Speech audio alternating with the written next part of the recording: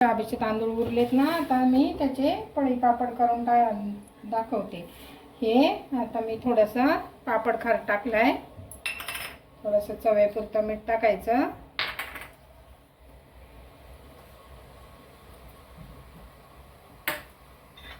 चांगली उकळी येऊन द्यायची आणि मग आपण हे तांदूळ त्याच्यात सोडू. हे बघा पाण्याला उकळी आली. आता आपण हे शिजून घेऊ चांगलं. पळी पापड शाबूचे तांदळाचे पळी पापड करूया आपण. तांब्याभरात पाणी ठेवलं, एक वाटी मोठी घेतली, त्याला आता चांगलं शिजून देऊ. तोपर्यंत आपण बटाट्याचं मळून घेऊ.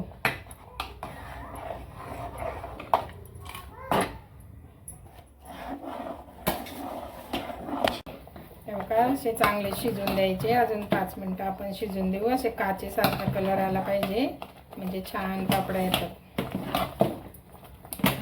1 वाटी शाबूचे तांदूळ असले का 1च वाटी पाणी घालायचं, म्हणजे मग त्या वाफेवर पापड्या येतात होतात. सारखं डवळत राहायचं, नाही तर खाली लागतं ते लगेच. हे बघा असं झालं पाहिजे. हे बघा आपले शाबूचे तांदूळ किती फुलले. आता आपण गॅस बंद करू आणि पापड्या करून घेऊ. असं पुसून घ्यायचं चांगला. नंतर आपण थोडंसं असं तूप घ्यायचं, कांदा लावून घ्यायचं. तांदळाच्या पापड्या अशा घालायच्या, जास्त पांगवायच्या पण नाही, म्हणजे मग छोट्या घरातलं का मस्त का. हे बघा आपले थोडेसे शाबूचे तांदूळ उरले होते ना, तर त्याचे मी शाबूचे तांदळाच्या पापड्या केल्यात, पळी पापड. तर आता तुम्हाला ना ह्यात तळून दाखवते मी.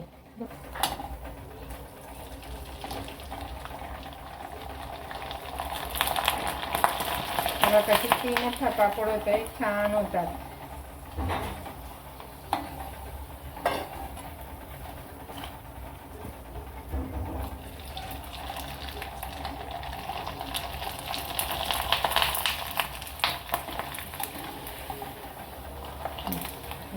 हे बघा किती छान पापड्या फुलतात. अशा तुम्ही पण करून घेत बघा.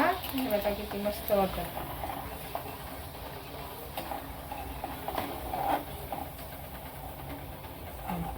बघा अशा आपल्या पापड्या खूप छान झाल्या बघा. आणि हे बघा असं, हे बघा किती छान होतात कुरकुरीत.